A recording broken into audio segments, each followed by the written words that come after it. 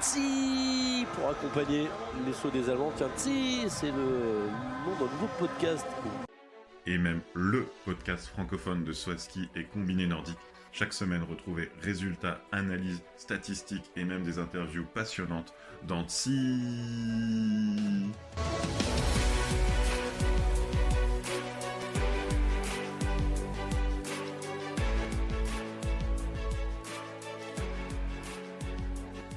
Bonjour à tous et bienvenue pour ce nouvel épisode du podcast TSI, le podcast francophone de saut à ski et de combiné nordique. C'est le 44e épisode estival avec Romain, Adgeok 120. Comment vas-tu, Romain?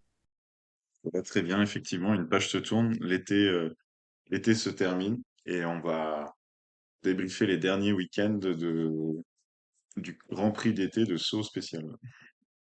Exactement, puisque si vous vous rappelez, on s'était retrouvé pour un épisode où tu nous avais retrouvé pour un épisode à Courchevel.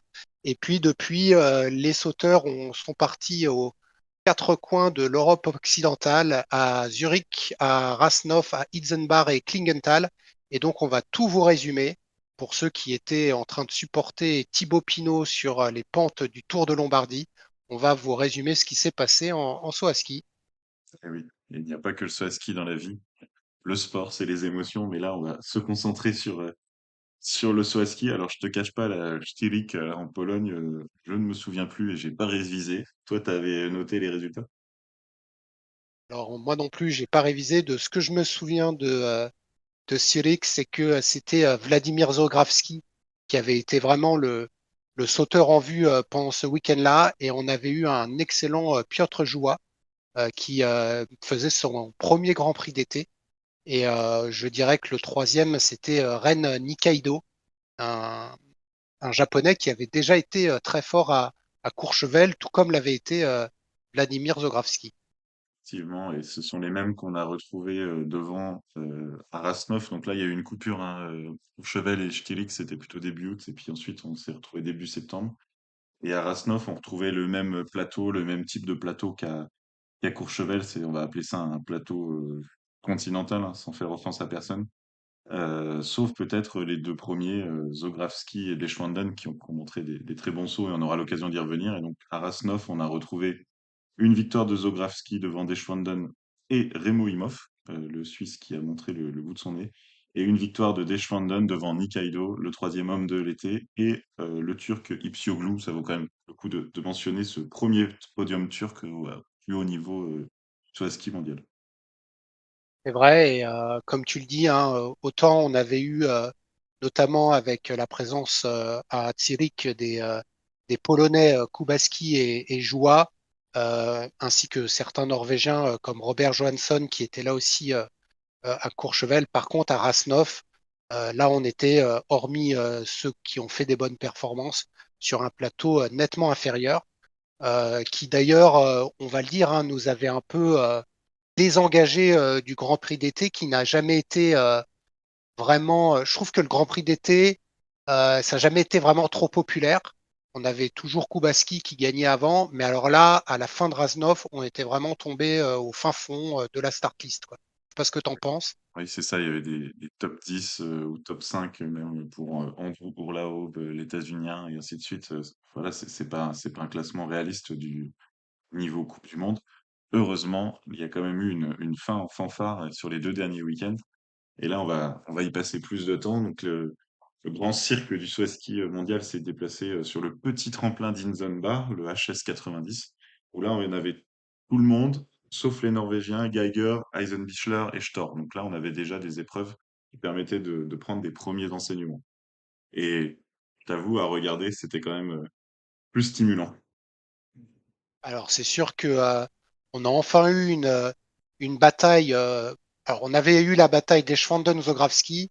Et alors là, et d'ailleurs, pour ces deux sauteurs, les résultats s'en ressentent dès la première épreuve de Hinsenbach, puisque la victoire revient à Andreas Wellinger devant son compatriote Stefan Laie et Daniel Tschöfening, l'Autrichien. Donc, en tout cas, pour Wellinger et Tschöfening, on retrouve des sauteurs qui nous avaient enchanté pendant l'été, mais on avait même Kraft, Lanisek, Kubaski, la crème de la crème. Oui. Et dimanche, là, c'était, moi j'ai bien aimé le résultat de dimanche parce que justement les deux, Deschwanden et Zografski qui ont animé tout l'été, on les retrouve devant malgré le retour de beaucoup de cadors. Deschwanden qui gagne légèrement devant Zografski et Tchofénig. Quand on voit le niveau actuel de Tchofénig, c'est probant comme résultat. Donc c'est intéressant de les voir continuer la bataille. Alors c'est un petit tremplin, c'est vraiment un petit tremplin, ça a ses spécificités, mais c'était intéressant. Je suis d'accord avec toi parce que en effet, s'ils avaient continué à faire, enfin, en tout cas si ce qui s'est passé le samedi, c'était la même chose dimanche, on aurait pu dire qu'ils ont profité des start list amoindris des trois premiers Grands Prix. Mais là, battre Schöffening, Wellinger, mais aussi Fettner, qu'on a vu en forme, on le verra à Klingenthal, montre que ces deux sauteurs, que sont Deschwanden et Zografski, sont dans une phase ascendante et on pourrait les voir dans le top cet hiver. C'est la même chose pour le Turc que tu avais mentionné, Fatih Ardai Pşoglu, qui fait une 10e place le dimanche, juste derrière Stefan Kraft. Ouais, voilà, donc là, c'est peut-être les deux, peut-être trois avec Nikaido, peut-être quatre ponctuellement avec Iftioglu, là, qui manque quand même de constance, dont on parlera certainement dans la preview de la saison parce que leur été a été très bon. Et après ce week-end, sur le petit tremplin de Klingenthal, enfin de Inzenbar, transfert en Allemagne pour les classiques finales de Klingenthal, un individuel et un par équipe mixte. Et chez les hommes, donc là, il y avait tout le monde, sauf Stor qui est resté en Pologne. Et là, c'est peut-être parce qu'il n'est pas très en forme. Mais sinon, il y avait vraiment tout le monde. Les meilleurs Allemands sont revenus et toute l'équipe A de Norvège était là.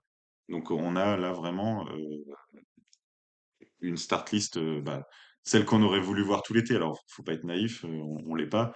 Ça peut pas être ça tout l'été, mais on aurait pu avoir, je sais pas, par exemple à Courchevel, l'équipe A norvégienne.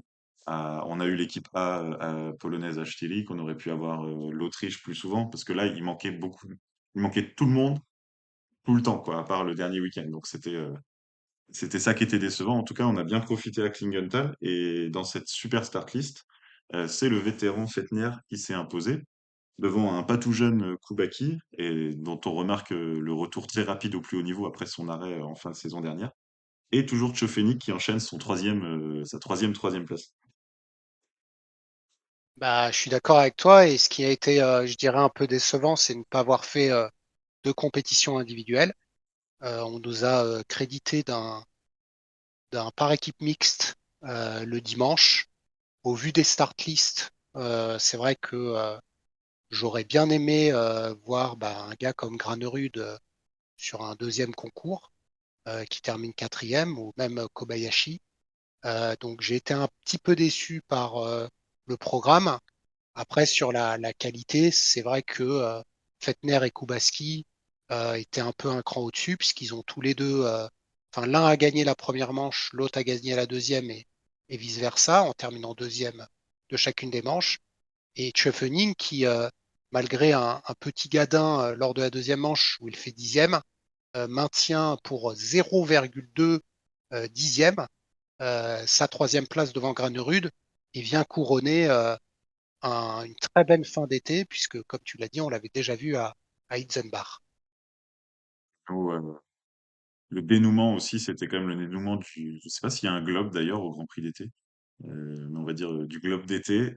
Et il y avait peu d'écart entre Zografski et Deschwanden, et c'est Deschwanden qui a eu l'ascendant à Klingenthal en étant septième contre la 11e place de Zografski, mais ça lui a pas permis de reprendre son écart. Et c'est donc Zografski qui remporte le Grand Prix d'été. Je pense que pas grand monde aurait parié dessus à la fin de la saison dernière. D'ailleurs, on n'aurait sans doute pas parié que ça soit Grégor Deschwanden non plus deuxième, mais ils nous ont fait vraiment un été magnifique et on a quand même hâte de les voir cet hiver. En effet, hein, Zografski a quand même gagné trois grands prix sur neuf. Ça fait un Mm. tiers des compétitions. Deschwanden aussi, Aussi, ouais. avec en plus pour Deschwanden de deuxième place et trois deuxièmes places pour Zografski. Donc c'est quand même beaucoup de podiums. Zografski, alors il était tombé, c'est ça, hein, à Là, il a été Itzenbach, là où disqualifié en qualif. qualifié en qualif. disqualifié. Il Ouais. Ouais. termine avec 22 points d'avance. Donc on peut penser qu'il aurait mis des points, même si le plateau était supérieur à Inzenbar. Deschwanden en a mis 32, donc il en aurait mis une trentaine. Donc ça aurait été l'inverse. J'aurais dit que Zografski s'était fait voler.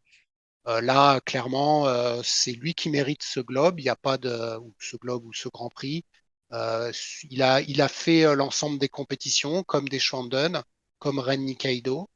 Et du coup, bah voilà, hein, prime à la présence, je dirais. La présence Maintenant, devant, quoi, parce qu'il fallait les vraiment mettre, hein, devant, les ouais. points. Ouais. Ouais. Et Par surtout, ce qui était contre, sympa. si on regarde, Vas-y, non, non, vas-y. vas-y. Non, Non, oui, je ce qui disais, était si on sympa, c'est. regarde les, Vas-y, pardon. on n'est pas rodé, hein. Ouais. Si on regarde ceux qui ont été plus présents pendant les épreuves où la start list était plus importante, je dirais qu'on est plus sur un gars comme Andreas Wellinger. Donc, est-ce que Zografski aurait gagné en ayant une start list plus importante à Heisenberg Kligenthal? Moi, je pense que, pardon, à Courchevel, Strick et Rasnov, je pense que non. Je sais pas ce que toi t'en penses, mais Non, je pense pas, mais je pense comme toi, du coup. Mais bah, ils ont su. Enfin, c'est génial. Je pense qu'il y a une dynamique pour eux deux qui s'est impulsée à Courchevel. Et on avait parlé dans l'épisode du fait que Zografski, il est vraiment petit, nerveux, rablé. Gregor Deschwandel, il est très grand, il s'étale en l'air. Ils ont deux styles complètement différents. Et ils nous ont offert un été de chassé-croisé. Donc, dans ce Grand Prix d'été au plateau, on va dire, faible pendant les deux tiers du temps, ce duel nous a quand même bien mis en haleine et il s'est déroulé. En plus, il s'est dénoué qu'à la dernière épreuve. Donc, on va dire que ça, c'est quand même le point positif. On a été chanceux sur ce point-là.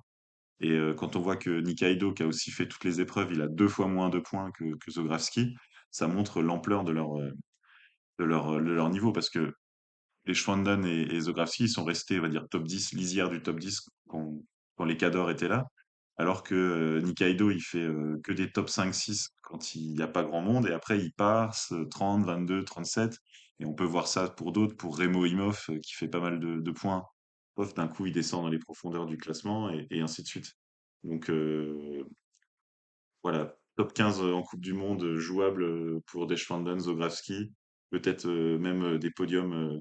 Enfin, faut voir s'ils n'ont pas trop laissé de jus cet été. Mais, on les attend au tournant, quoi. et notamment des Schwanden, parce que des Schwanden était en amélioration continue, si tu te rappelles, sur la fin de saison. Clairement, bah, Aman est encore là, puisque je sais plus, je l'ai vu sauter ou Oui. Conti ou non, il a même sauté, il a sauté à Klingenthal, mais il est maintenant le porte-drapeau de la Suisse. Zografski, on le sait, est le seul Bulgare à sauter. Il s'entraîne, je ne sais pas avec qui, mais j'imagine avec les Slovènes. Et du coup, lui aussi, hein, ça a été quelqu'un qui a été détecté assez jeune. Et je pense que c'est mérité de les voir tous les deux pouvoir continuer leur forme de cet été, à voir comment ils peuvent s'adapter, le plastique par rapport à la neige. Mais en tout cas, là, de les voir continuer, comme tu l'as dit, leur performance avec des plateaux plus importants montre qu'au contraire de Nikaido, que ça sort pas du hasard. Ce qui a été intéressant, par contre, sur ce Grand Prix d'été, globalement, c'est que si tu regardes le nombre de sauteurs qui ont marqué des points, sur 9 épreuves, ils sont 87. Euh, je ne pense pas qu'en Coupe du Monde, après 9 épreuves, on ait 87 sauteurs qui ont marqué des points. Donc, on voit vraiment là l'hétérogénéité et puis les différents plateaux qu'on a eus tout au long de l'été. C'est ça, on a vu dans les grandes nations, ce que j'avais dit au moment de Courchevel, c'était équipe au moins C pour les Slovènes et les Norvégiens avec des noms bah, que j'avais jamais entendus et pourtant on en regarde des listes de résultats. Justement, dans les noms qu'on peut retenir, moi, dans les plus, on va dire, de ces deux derniers week-ends avec un niveau relevé, j'ai noté Martin Amann, l'Allemand, qui a été très bon bah, tout le week-end de Klingenthal. Il fait sixième en individuel et il a été aussi excellent dans le par équipe. Est-ce que c'est parce qu'il est sur son tremplin ou parce qu'il est en forme et qu'il va être très bon. On a aussi hâte de voir ça. Est-ce qu'il y avait un autre plus top que tu voulais relever pour cet été? Euh, En tout cas, sur les dernières épreuves, moi, j'ai bien aimé Wellinger, j'ai bien aimé Tschöfning. Et puis, j'avais aussi noté des Schwanden parce que je l'ai trouvé plus solide que Zografski euh, avec les sauteurs de plus haut niveau. Et au niveau flop, on en a parlé. J'avais mis Nikaido.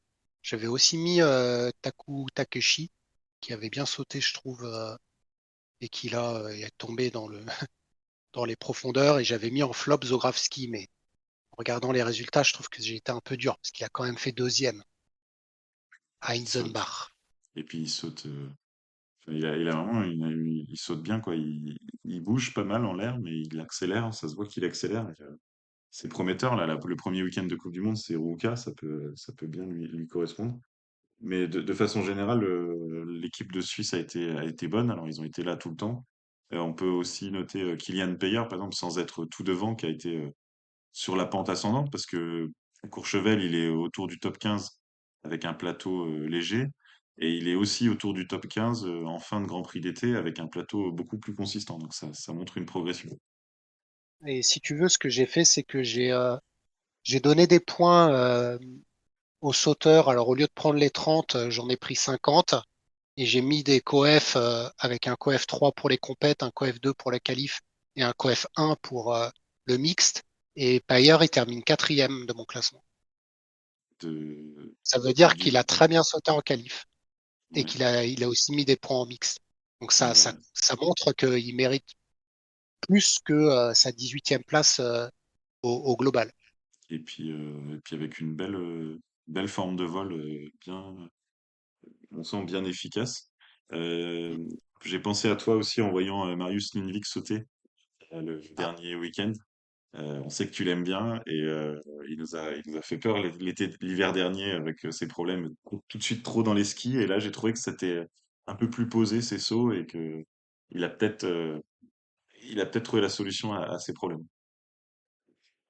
c'est sûr qu'en tout cas, s'il peut faire pareil que son premier saut, son saut de la première manche à Kligenthal, où il a techniquement, comme tu l'as dit, probablement le mieux sauté avec Kubaski. Et puis il avait aussi sauté à 134 mètres 50 lors d'un entraînement. Alors il partait pas de la même plateforme que les autres, mais il y a un embryon de mieux pour Marius, ça c'est sûr. Après, dans une catégorie ni top ni flop, j'ai mis notre Français Valentin Foubert, qui quand même, on le remarquera au classement général, est devant Karl Geiger, Daniel André Tandeux et Simon Hamann. Et ceci dit, il marque des points 2 fois à Courchevel et c'était des points probants. Il a mis des points en COC aussi. Par contre, là, on a vu ce week-end à Klingenthal, 49e, que c'était encore dur pour la Coupe du Monde. Mais voilà, il avait eu le mérite d'être sélectionné et ça faisait aussi du bien de voir un Français sélectionné dans une Coupe du Monde, on va dire un niveau Coupe du Monde. Donc, plutôt des encouragements. Oui, parce que on l'a déjà entendu maintes fois, les Français sont pas là pour aligner des sauteurs qui n'ont pas le niveau. Donc ça veut dire que pour Valentin Foubert, hormis la compétition nationale, son entraîneur a vu que donc Nicolas Dessaumes probablement a vu qu'il avait les moyens de se qualifier. Donc ça peut-être augure d'une participation. Je pense à la tournée des quatre tremplins pour sûr. Est-ce qu'il fera d'autres épreuves? Je ne sais pas. Il va peut-être commencer en Conti et après ça dépendra. Mais en tout cas, par rapport à ce qu'on disait de Valentin et notamment les problèmes de combinaison qu'il avait mentionné dans un des audios d'un de nos podcasts l'année dernière, on l'avait vu nous cet été déjà sauter beaucoup mieux en SAMC. Et là, ses performances à Courchevel et même, hein, il s'est quand même qualifié à Klingenthal, il ne termine pas dernier. Euh, je pense qu'il est c'est une bonne préparation, je dirais, pour le meilleur français. actuellement, puisqu'Enzo, comme vous le savez, s'est blessé au genou. C'est Valentin le meilleur actuellement et on espère le voir en Coupe du Monde et pouvoir pouvoir passer les qualifs. Si on passe au flop, moi, enfin, j'aime pas trop dire ça, mais au moins de grandes réussites, on peut quand même noter l'équipe de Slovénie. Alors, on avait noté à Courchevel qu'il y avait eu 0 point slovène avec leur équipe expérimentale. Là, il y avait la grosse équipe à Klingenthal et à Inzenbar. Et c'était pas extrêmement probant. Lanišek, il est pas à la rue, loin de là, mais c'était pas non plus exceptionnel. Et par exemple, un Team Izaj, on voyait bien que c'était dur. Et il y avait Peter Preutz. Alors, il a réussi à être champion de Slovénie hier, mais là, en Grand Prix d'été, il a mis 2 points en 5 épreuves. Il était quand même à Rasnov. Il a pas mis 2 points à Rasnov, quoi. Donc, pas top Ouais. top, quoi. Non, et à Klingenthal, là, hier, j'ai vu un mec sauter, je me rappelais plus que c'était lui, et c'était nul. Et du coup, on retrouvait pas le Preutz des bons temps. Et d'ailleurs, comme tu le dis, hein, sur la Slovénie, le meilleur Slovène du Grand Prix d'été, c'est Mark Hafnar, que je t'avoue ne pas connaître comme ça. Enfin, voilà, je suis incapable de dire l'âge qu'il a, par exemple. Et Mm. c'est lui qui termine 35e et qui est le meilleur Slovène devant Lanišek, qui, avec sa participation, chope 63 points. Mais bon, c'est Lanišek, hein, 3 épreuves, 63 points. Ça fait 20 de moyenne, comme tu le dis, c'est pas génial. Et après, franchement, il faut descendre. J'en vois pas. Si, Rock Oblak, il y a Timi Zajc, il a été nul, il a fait 11 points. Non, clairement, là, c'est pile Peter, voilà, 2 fois 1 point, comme tu l'as dit. Là, la Slovénie, clairement, c'est un échec. Il n'y en a Finalement, pas un pour. ils avaient un meilleur niveau en COC où il y a Lovrokos qui a gagné une COC à Klingenthal justement et Domen Preutz aussi. Donc ils ont aussi, bon, on aura l'occasion plutôt d'en parler un tout petit peu plus tard, mais la COC, on a vu qu'il y avait un enjeu, on parlera de la course au quota, et finalement ils ont envoyé des sauteurs qui étaient certainement largement niveau Coupe du Monde en COC pour aller prendre des points. Donc ça aurait peut-être pu être les meilleurs Slovènes. J'ai juste noté aussi que j'aurais bien aimé revoir Marco Vergoter qui avait illuminé Courchevel en étant 2 fois troisième et qu'on n'a pas revu en Coupe du Monde, enfin du coup en Grand Prix d'été de tout l'été. Je sais pas, on n'est pas dans les petits papiers autrichiens, mais il a fait des COC ensuite avec des résultats plutôt corrects. Il en a même gagné une, un podium. Il était dans les top 15-20 ensuite, mais bah, ouais, c'est dur, hein, l'Autriche, hein, ils sont 50 à pouvoir être en Coupe du Monde et les places sont chères, mais c'est dommage de ne pas l'avoir revu. Ouais, et je dirais pareil pour Pius Paschke, qui avait bien sauté à Courchevel et qu'on a vu très bon. Je crois même qu'il a gagné une Coupe Conti. Ouais. Et même Stéphane Laïeux, qui avait été d'un excellent niveau à Itzenbach. Et on a préféré remettre un autre de Alors, l'équipe A à la place, qui n'a pas été meilleur que lui. Donc, je non, trouve que il y avait une stratégie là pour le coup, c'était ouais, il y avait course au Finn quota, Braun. Ah, c'était d'accord. assumé. L'AIE, il a dit tout de suite à Hindenburg, je ne serai pas à Klingenthal, on va chercher le quota supplémentaire en Coupe du Monde le week-end prochain en Coupe continentale. Donc, D'accord. Bon, alors je et reprends ma critique. Mais c'est du coup c'est spectaculaire. Enfin, bah, du coup, parlons-en maintenant hein, de la Coupe continentale. On vient d'en parler depuis 5 minutes. On en a parlé à la fin de saison dernière. Donc il y a un quota de moins pour tous les gros pays. Donc par exemple, c'est 5 quotas pour Norvège, Suisse, Norvège, Allemagne, Autriche, par exemple Slovénie. Et il y a toujours le principe du sixième quota avec les 3 premiers de la phase de Coupe continentale. Et donc là, pour le début de saison hivernale, il fallait aller chercher, pour les gros pays, l'enjeu était d'aller chercher ce sixième quota au lieu de 7 précédemment. Et c'est pour ça qu'on a vu, bah, là, si on regarde la fiche de la Coupe continentale, les athlètes, ils ont fait toutes les épreuves, quoi. Les Norvégiens Oswald Willumstad, Pius Paschke, Stéphane Laïeux, les Autrichiens Leitner, Steiner, Egner, ils étaient là tout le temps. Et donc, sans que ça soit une surprise phénoménale, c'est l'Allemagne, l'Autriche et la Norvège qui prennent ce fameux sixième quota. il y a eu bataille, quoi.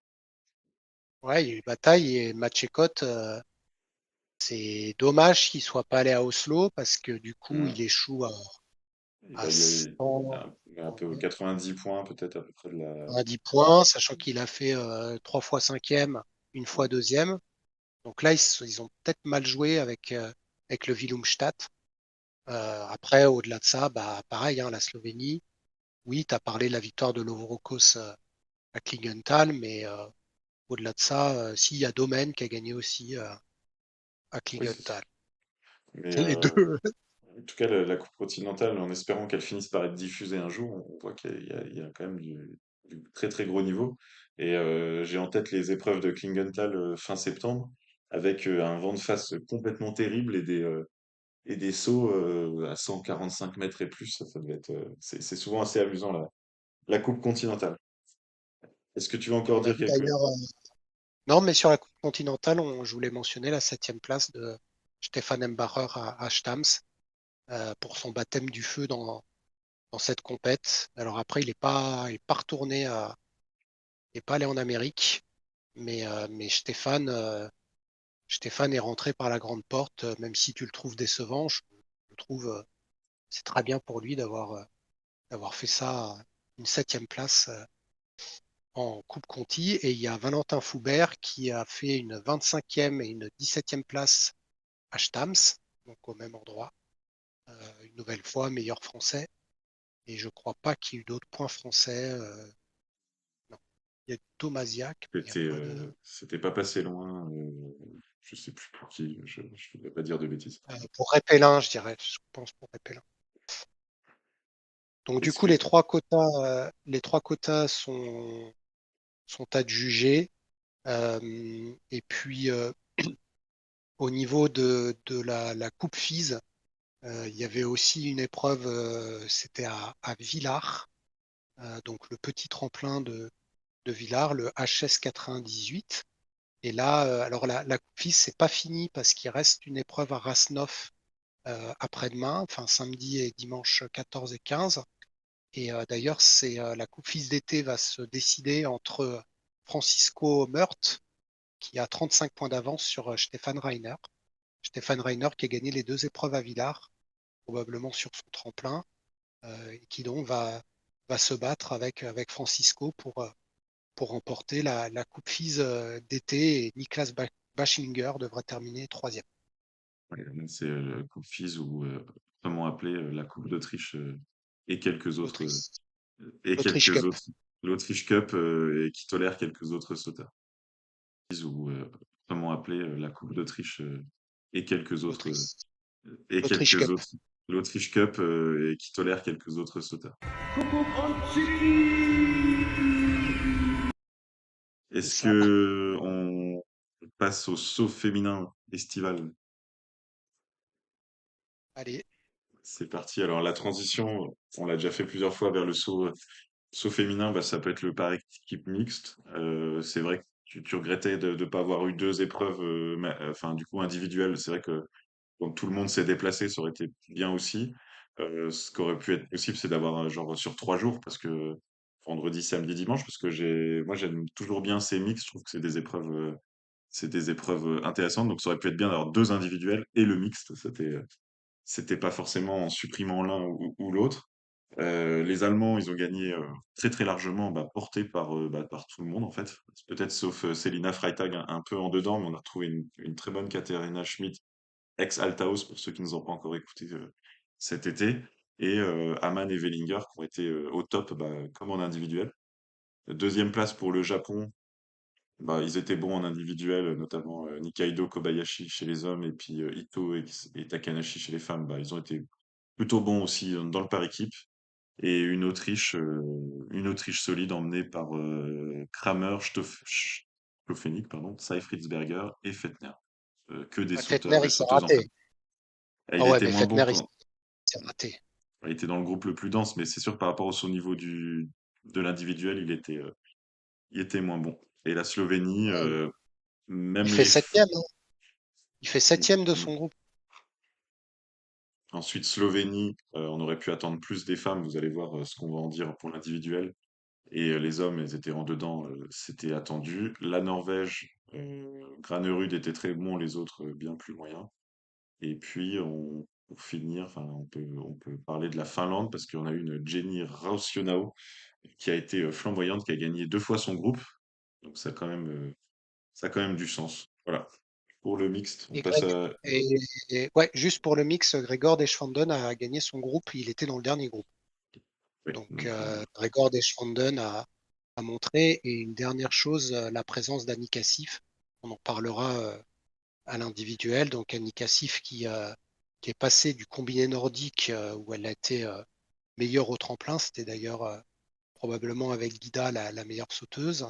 Et là, dans ce mix, elle a fait septième de son groupe et cinquième. L'Italie s'est qualifiée, mais termine huitième. Et la Pologne s'est fait sortir avec Alexandre Détruire et Pavel Vacek. Et puis les deux filles étant toujours d'un niveau quand même plus challenging.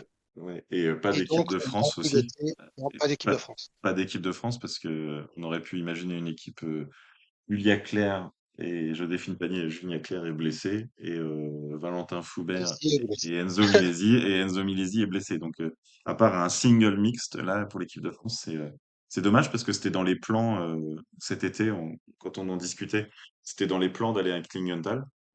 C'est vrai. Et là, bah, faute de combattants capables de jouer au niveau Coupe du Monde, on n'a pas eu d'équipe de France, malheureusement. Et du coup, le Grand Prix féminin avait suivi les mêmes localisations que les hommes, hormis Itzenbach. Mhm. Donc, on a eu 7 épreuves au lieu de 9. Et on va pas vous gâcher le suspense, mais après 6 épreuves, Nika Krishniar avait gagné toutes les épreuves. Oui, et puis gagner de très très bonne manière. On avait parlé de ces écarts de 30 points sur les autres. À Courchevel, je crois qu'elle l'a fait une fois à Stirik et une fois aussi à Rasnov. Alors, elle n'a pas gagné tout de 30 points, mais voilà, Elle a, elle a largement dominé. Ce qu'on peut noter, c'est que Emma Klinec, qui se remettait doucement de douleur au genou, est revenue pour les 2 derniers week-ends et a bien challengé Nika Krishnar parce que drame slovène, elle a privé Nika Krishnar du Grand Chelem d'un 7 sur 7 en gagnant à Klingenthal de 0,8 points. C'est dur. Dur. Et Klinec, là, l'avoir volé, alors du coup, on l'avait vu à Vikersund, c'était exceptionnel en vol. Et en fait, là, je crois qu'elle a trouvé un truc, sa position en l'air, c'est exceptionnel. On la voit accélérer tout de suite. C'est juste magnifique. J'ai vraiment hâte de la voir le plus souvent possible sur les grands tremplins cet été. Ce qui est fou, Krishnar, c'est qu'elle perd 2,5 points plus 4,5 points. Elle perd 7 points sur le style. Mm. Donc, comme tu dis, hein, Klinec a très bien sauté parce que les notes de Krishnar sont pas dégueulasses, hein. C'est un 53 et un 51. Pour les femmes, c'est pas mauvais. Et avec 2,55 et demi, Klinec, j'ai rarement vu des notes comme ça, là, des 19. Donc ça montre bien en tout cas que les juges ont vu comme toi une qualité de vol assez impressionnante chez Emma à Klienthal. Et ensuite, remonter à Rasnov, donc on a eu le duo Krishnar-Klinec 2 fois. Une fois, c'est Maruyama, la japonaise, qui a complété le podium. Une autre fois, c'est Nika Preutz. Et j'ai noté, parce que là, pour le coup, il y avait vraiment un bon niveau sur toutes les épreuves, enfin, un bon niveau général. J'ai noté le nom de Trazerout, une Norvégienne qui a fait un top 5 à Rasnov, et des jeunes Slovènes qui ponctuellement aussi allaient s'aventurer loin dans le top 10, comme Kozjek ou Katra Komar. Donc on a du monde qui pousse aussi chez les jeunes Slovènes. Avant de parler on va dire des tops et des flops, il y a eu aussi, j'ai noté le feu rouge gate Klingenthal. 3 concurrentes disqualifiées en deuxième manche pour ne pas s'être élancées au feu vert. Ça, c'est quelque chose qu'on voit jamais. Ouais. La fameuse ICR 441.5.5, entre parenthèses 422.8, exceeding the start control time. Mais les fameuses 10 Franchement, secondes. ouais. Et donc là, ce qui s'explique, donc les trois en question, c'est malheureusement Joséphine Panier qui est partie allez, une bonne seconde après le feu rouge. Donc elle a sans doute reçu le coup de drapeau de Damien Maître un peu après. Là, les conditions étaient pas bonnes hein, pour le saut féminin en deuxième manche. Il y avait de très forte rafale sur la bosse. Donc de quoi inquiéter les coachs donc, qui attendaient, même s'il y avait le feu vert, le plus possible. Joséphine, elle a pu sauter, d'ailleurs, elle a fait un beau saut. Mais elle aurait remonté des places, mais elle s'est fait bah, logiquement disqualifier, hein, elle est partie après. Et pire encore pour Erin Maria Kvandal et Abigail Strait, elles n'ont pas sauté. En fait, là, elles ont pas eu elles ont pas eu le coup de drapeau de leur coach. Donc en fait, bah, le feu est passé au rouge. Elles étaient encore là sur la sur la plateforme d'élan et elles n'ont carrément pas sauté. D'ailleurs, je me suis demandé comment elles descendaient. Ils auraient pu les laisser sauter, au moins ça les arrivait en bas. Et là, après explication, c'est les coachs qui trouvaient que les conditions étaient trop mauvaises et qui n'ont pas donné leur coup de drapeau, quoi. Ils ont préféré ne pas les faire sauter. Non, mais là, c'est n'importe quoi. Ils auraient dû attendre d'avoir des corridors. Si les coachs n'ont pas fait sauter, c'est qu'ils pensent que c'est trop dangereux.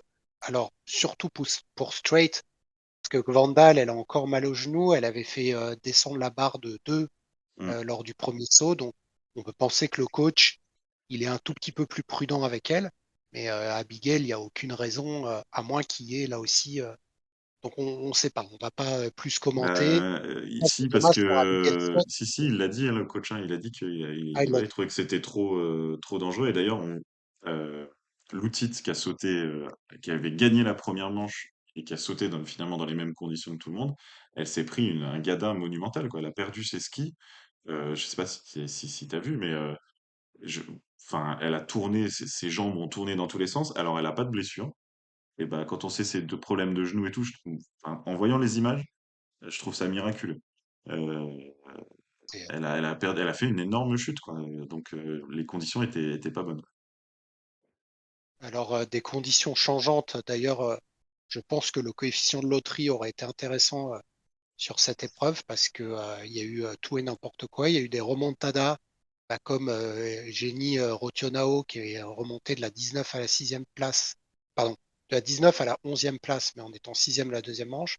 Nika Preutz 15e à 9e et surtout Jacqueline Zeitfriedsberger qui monte sur le podium, notamment grâce, entre guillemets, à la chute de Lutit. Et donc, cette Autrichienne qui fait figure de vétéran, elle est née en 1991, probablement la plus âgée, hein, avec, je sais pas, hein, Bah, 90, on a Pinkelnick, bah, elle était pas là, Pinkelnick, mais avec. Zeffart. Hein. Mhm. Euh, et bah, du coup, troisième place pour Zeitfriedsberger devant sa coéquipier Marita Kramer. Ouais, et ben justement, tu l'enchaînes. Moi, j'ai mis Marita Kramer dans les satisfactions. Là, ça fait plaisir de la revoir. De toute façon, Marita Kramer, c'est facile, hein, il suffit de regarder son visage, hein. Et là, on l'a vu sourire tout le week-end, donc elle revient à un bon niveau. L'équipe du Japon en général était solide, avec notamment Haruka Iwasa, Kurumi Ishinoe. Donc là, elles se sont aguerries pendant tout l'été sur les tremplins du Grand Prix d'été. Je voulais aussi mentionner Juliane Zeifert parce qu'elle a fait une saison complète en équipe B l'année dernière, à part allemande, à part des incursions dans les groupes nationaux. Et là, elle avait carrément sa place dans l'équipe Coupe du Monde. Et donc, on va voir si elle continue à être retenue. Comme tu dis, je crois qu'elle est de 90. Donc, Ouais. c'est une vétérane pour le saut en général et le saut féminin encore plus. Et ça fait plaisir de la voir à ce niveau-là, avec des beaux sauts. Et du coup, moi, j'avais mis Sarah Takanashi, pas spécialement pour sa performance à Klingenthal, mais parce qu'elle termine quand même deuxième du Grand Prix, avec Oui. 3 podiums, dont 2 à Courchevel et un à Zurich, Et des télémarques. et des télémarques. J'avais mis Yuki Ito, qui est revenu pour son premier concours de l'été, bah, comme Zeitfriedsberger et comme Kramer, et elle fait sixième. Et puis, en déception, j'avais mis l'équipe de Norvège, Oui. Bjørset, Opset, Strøm, Lundby, qui ont 33e. dit Kvandal. Enfin, voilà, quoi, elles sont venues une fois et ça n'a pas été génial. Et puis, voilà, je pense que le Canada, du coup, on pourrait croire que c'est une déception, mais on va dire que c'est le niveau du vent. Mais alors pourquoi les deux Canadiennes? On va retenir ce que tu as dit, qu'est-ce que le coach a dit, mais quand même, hein, une qui saute pas, une qui tombe. Il y a peut-être autre chose, hein, mais je vais pas commencer le débat sur, sur ces deux athlètes. Surtout que l'outil, elle perd la deuxième place du général de 4 points. Donc, si elle n'était pas tombée, ben ça, c'est pas de sa faute, hein, de tomber, enfin, c'est pas de sa faute. Là, on va pas lui en vouloir d'être tombée quand même. Elle aurait été deuxième du général. Donc, Takanashi n'était pas à Rasnov. Et Abigail Strait, avec sa disqualification, elle marque très peu de points. Elle aurait pu être dans le top 5. Elle s'est fait passer par Emma Klinech. Moi, je les ai mises dans la catégorie, je sais pas dire si c'est un top ou un flop parce que euh, Abigail Strait, elle fait, si on enlève son non-saut, elle fait 8, 4, 6, 5, 4, 8. Donc elle est clairement devant, clairement dans le top 10, bien installée, mais il n'y avait pas eu de performance de pointe. Et Alexandria Lutit, après sa quadruple troisième place, elle fait 7 et 6 à Rasnov. C'était pas exceptionnel. Là, par contre, elle était très forte à Klingenthal. On aurait bien aimé la voir sur une épreuve de plus. Euh, donc, à voir pour la suite. Cas, de façon générale, je pense que ça augure d'une très belle saison chez les féminines. Mm. Si les Slovènes reviennent au niveau, les Japonaises aussi, on sait que les Norvégiennes, elles seront là. C'est pas parce que à Klingenthal c'était pas top.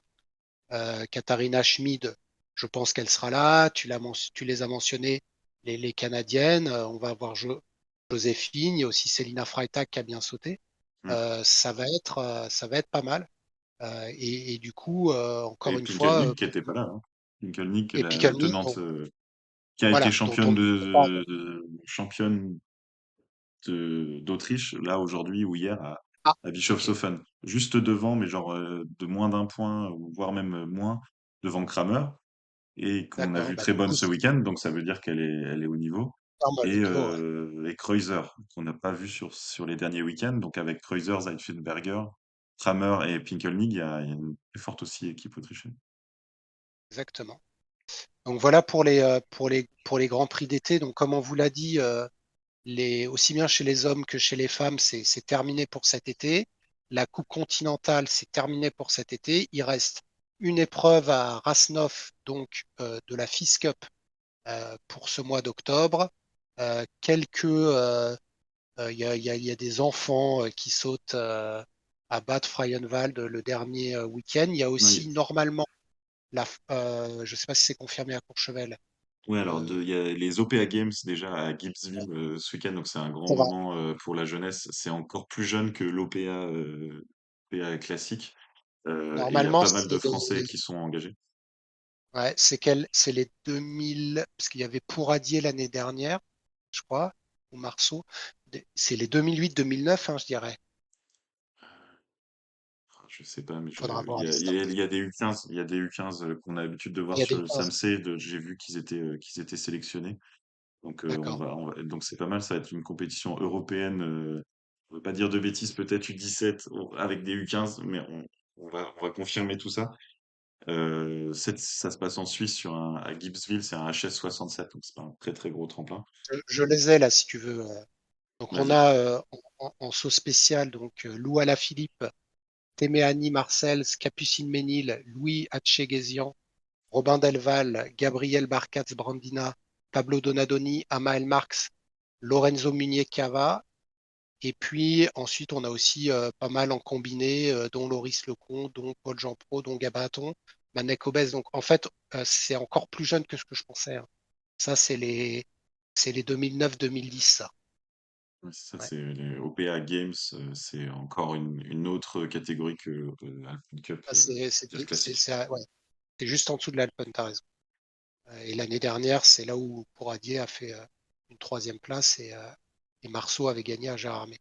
Ouais, Donc toujours très intéressant pour, notamment, je dirais, pour la première fois, mesurer un gars comme Robin Delval avec la compétition internationale. Il y a eu aussi il y a une sorte de tournée des quatre tremplins des enfants qui était cet été. Je crois que Robin Delval, il a sauté aussi sur un des trucs. Je l'ai vu dans une compète internationale, mais c'est vrai que ces OPA Games seront intéressants. Et puis, pas d'épreuve sur plastique cette année. On part direct à Ruka fin novembre pour le début de la Coupe du Monde. Je dirais plutôt une ouverture à l'ancienne. Pour les hommes, donc à Ruka fin novembre, pour les femmes à Lillehammer début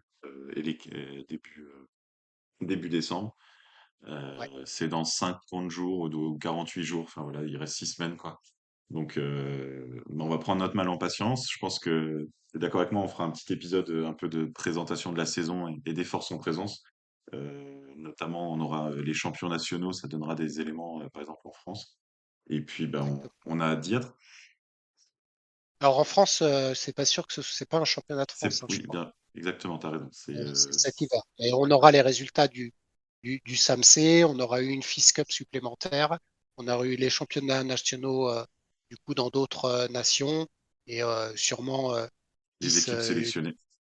voilà, les équipes sélectionnées, les A, les B, même si on voit à peu près comment ça va être organisé. Et puis d'ailleurs, il y a certaines équipes qui ont déjà dit, comme l'équipe de Norvège, que Johansson sera en équipe B. Mais on vous résumera tout ça. On aura peut-être des nouvelles de Show 9 d'ici là. Pour l'instant, est placé comme en attente sur le calendrier du combiné nordique. Et Ça, c'est donc, toujours en attente. ouais, J'ai encore eu des discussions d'Ergam ce week-end dans le virage Pinot avec des Jurassiens et des Haut-Doublistes. Et c'est toujours pas, c'est pas une mauvaise nouvelle cachée ou une bonne nouvelle surprise cachée. Pour l'instant, c'est vraiment pas fait. C'est les financements publics qui sont en discussion. contre les Rousses, c'est confirmé, je crois. Hein. Non, je crois pas qu'il y en ait cette année. C'est Non, pas, non plus. non, Ah enfin, oui, c'est non, non, normal là pour le coup. C'est ouais, c'est prévu comme normal, ça. exactement. C'était prévu comme ça dès le début. Hein. Mm.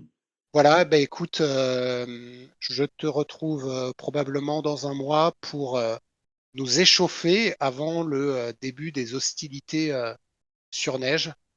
D'ici là, il y a Zolden et puis il y a Zermatt pour commencer à voir du ski sur les écrans. Voilà, quand on aura rangé les Bermudas et qu'il fera moins de 30 degrés.